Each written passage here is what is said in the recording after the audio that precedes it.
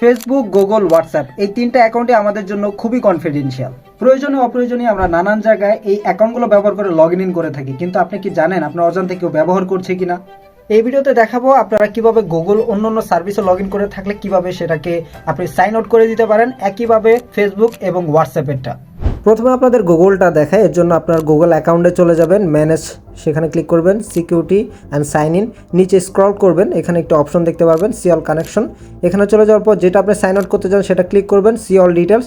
যেটাকে sign out করতে চান জাস্ট এখানে স্টপ ইউজিংয়ে ক্লিক করলে সেটা দেখবেন যে অটোমেটিক সাইন আউট হয়ে গেছে।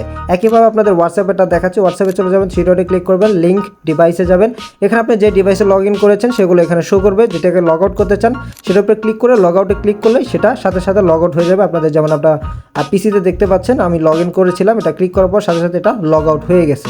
তো একইভাবে আপনাদের এখন দেখাচ্ছি যে আপনার ফেসবুক থেকে কীভাবে, এর জন্য আপনার ফেসবুক অ্যাকাউন্টে লগ ইন করবেন এবং সেটিং মেনুতে ক্লিক করে আপনার ফেসবুকের সেটিংয়ে প্রবেশ করবেন।